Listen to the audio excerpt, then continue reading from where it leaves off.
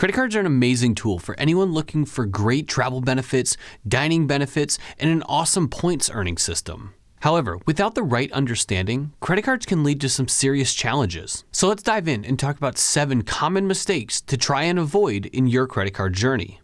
Number 1, avoiding credit cards completely. It's no secret, credit cards can lead to some problems if misused, like credit card debt and credit score damage. But that doesn't mean they should be avoided altogether. Credit cards are a great way to build and maintain a credit score, even if it's been damaged in the past, as well as an incredible tool and asset when traveling. If you have in the past or are currently trying to rebuild your credit score, credit cards can actually help you do that. And some cards will even let you earn rewards along the way. Capital One and Discover have credit cards that are geared towards those who are building or rebuilding their credit score. Those cards are great because they help you build a relationship with the bank, which in the future then can help you get better credit cards.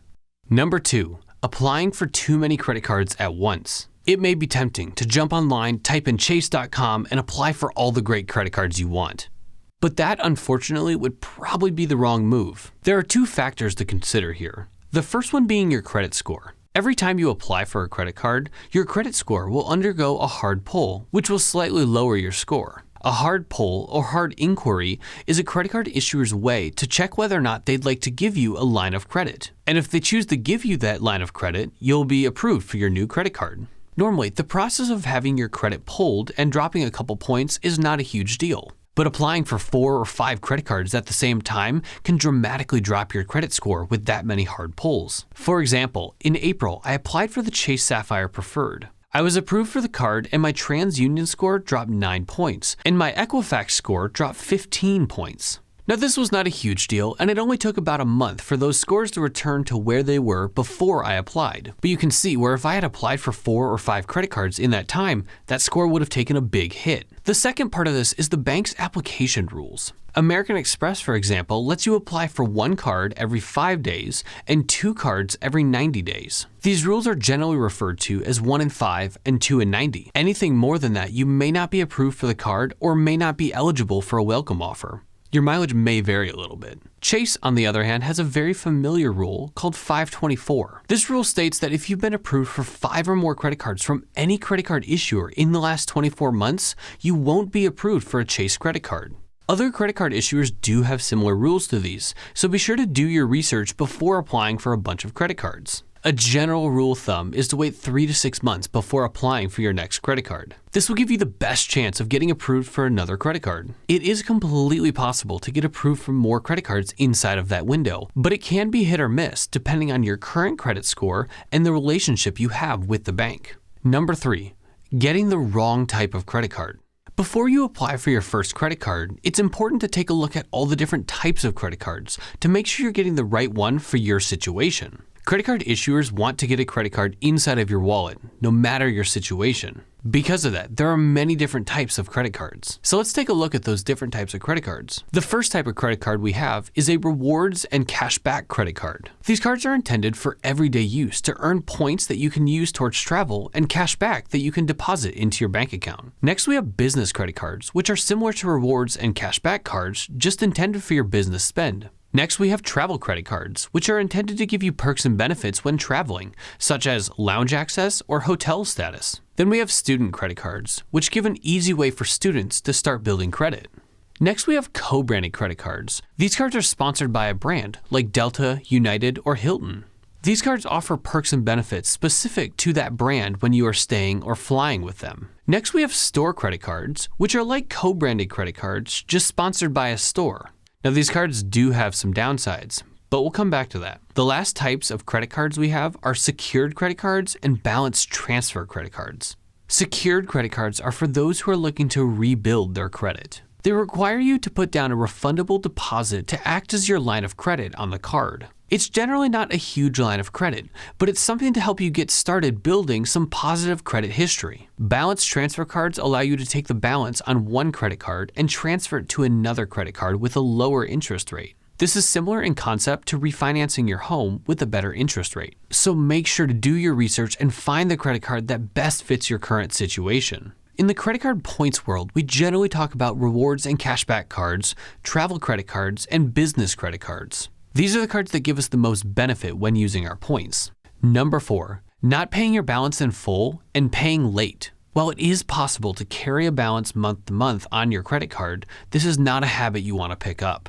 When you carry a balance on your credit card, you're borrowing money from the bank until it's paid off. Each month, you're required to make the minimum payments on your card to not incur any late fees, but you will still be paying interest on any of the remaining balance on the card, and that can add up fast depending on how big the balance is. Now, it's not the end of the world if you have to carry a balance due to an emergency or loss of employment, but it should only be under those emergency circumstances. Missing payments can have significant impact on your credit score.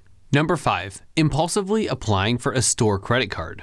Picture this. You're in a store and the cashier says your total is $500, but if you apply for our store credit card, you can get $100 off this purchase. And you think to yourself, wow, that's 20% off my total. But wait, don't do it.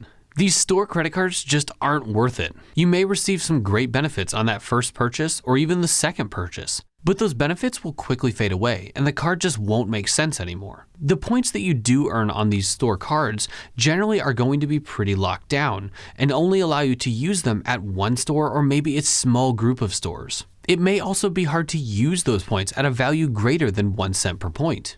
We can usually find a cashback or rewards credit card that earns better multipliers than what the store card can offer, and the points can be way easier to use on things like travel. We can usually find a points or cashback credit card that offers the same, if not better, rewards than what the store cards can do.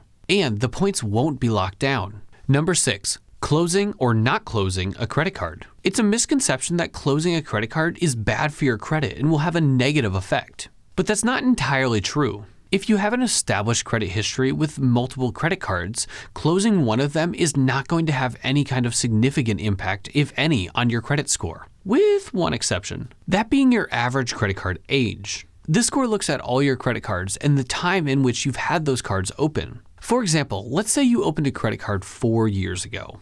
Then, 2 years ago, you opened another credit card. Then recently, you opened the third credit card. That would make your current average credit card age 2 years. But if I decided to close that credit card from 4 years ago, that would drop my average credit card age from 2 years down to 1 year.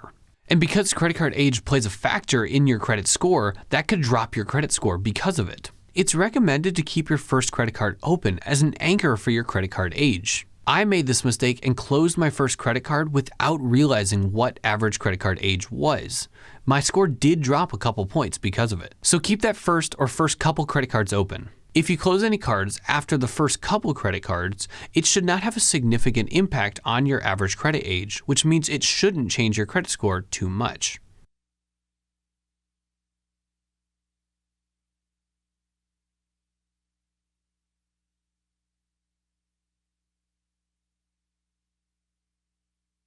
Number 7, not using your credit card points. It's no secret that credit card points can save you thousands of dollars on travel, but don't fall into the trap of never using your points. Points could be devalued at any moment and your $5,000 in points could turn to $4,000. That's why this channel exists. I want to help you use your points to experience amazing travel around the world at a fraction of the cost or even no cost at all. So if you want to learn more about credit card rewards and traveling in style, consider subscribing to this channel and hitting the notification bell to see any future videos. If you like this video, go ahead and hit the thumbs up and consider using my referral links for your next credit card to help support the channel. Thank you so much for watching. I'll see you guys next time.